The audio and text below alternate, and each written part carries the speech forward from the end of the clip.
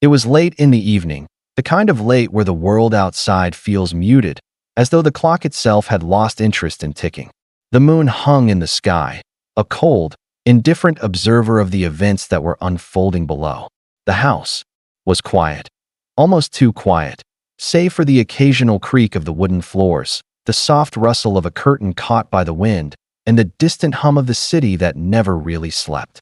The faint scent of jasmine still lingered in the air from the garden, a scent that had once filled the house with warmth and comfort, but now it seemed out of place, like a relic from a life that was no longer present. The house was a grand one, nestled in the heart of the city, but separated from the chaos by the thick walls of its towering gates.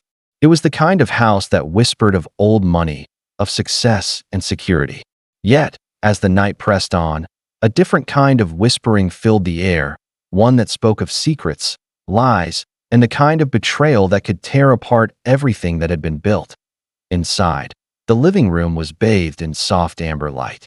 From the chandelier, its crystals catching the glow, casting long shadows on the walls. The furniture was expensive, the kind of furnishings that screamed refinement but lacked the warmth of a true home. The television was silent, the windows locked, and the air in the room felt thick with unspoken words. Maya sat on the edge of the sofa, her hands folded neatly in her lap, her posture straight and stiff. She was the picture of composure, but the flicker of unease in her eyes betrayed her calm exterior. She had been waiting for him, and yet, a part of her already knew that something had gone terribly wrong. Her husband, Arjun, had been late returning home. It was unusual, especially given the nature of his work. He was a man of routine, someone who prided himself on punctuality and control. But tonight, his absence felt different. She had tried calling him, twice, but there had been no answer. Now, as the minutes dragged on, a gnawing sense of dread began to take hold. The clock ticked on, louder now, as though mocking her anxiety. She glanced at the door, expecting it to swing open at any moment. But it didn't. Then the sound of a car door slamming broke the silence, followed by the faint shuffle of footsteps on the gravel outside. Maya stood up, her heart racing, her hands trembling slightly as she adjusted the hem of her dress. The door opened, and Arjun stepped inside. "Where were you?" Maya asked, her voice trembling just a little more than she wanted it to. She hadn't meant for her words to sound accusatory, but there it was, an unspoken tension hanging in the air. Arjun looked at her with something unreadable in his eyes, his face hard, his expression guarded.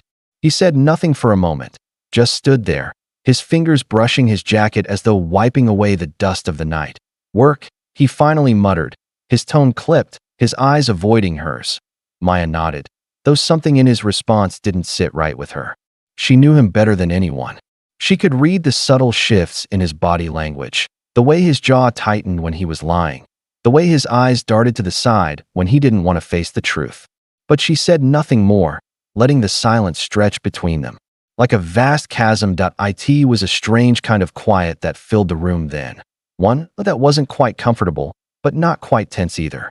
It was the kind of silence that happened when two people were trapped in a lie, unsure of how to untangle it. "Are you okay?" Maya asked, her voice softer this time, though the question felt heavy, as though she were trying to convince herself. More than him. "I'm fine," Arjun replied, though his words felt hollow, as though they were meant for someone else entirely. Maya wanted to press him further, to ask why he seemed so distant, but something stopped her. She wasn't sure what it was. Perhaps it was the memory of the last time she had asked such questions, and the way his temper had flared in response.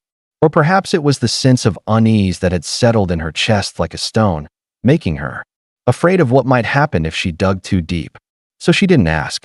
She didn't press. Instead, she smiled weakly and turned away, her eyes catching on the family portrait hanging on the wall.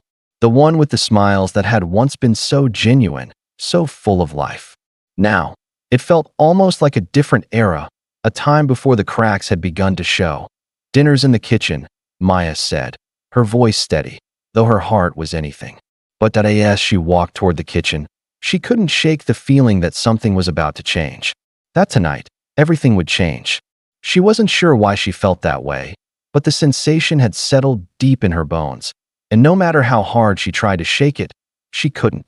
The evening continued, with both of them sitting at the dinner table in strained silence, the clinking of silverware the only sound. Maya's mind raced, her thoughts swirling as she watched Arjun eat. The man she had once known so well now felt like a stranger, his every movement, his every word, weighed down by an invisible burden. The night stretched on, and still, the feeling lingered, gnawing at the edges of her consciousness.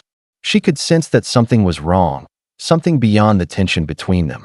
But she couldn't put her finger on it. Not yet. And then, when the clock finally struck midnight, the door to their bedroom creaked open. A sound that should have been familiar, but now felt ominous. It was the sound of the beginning of the end. And Maya had no idea how close she was to the truth.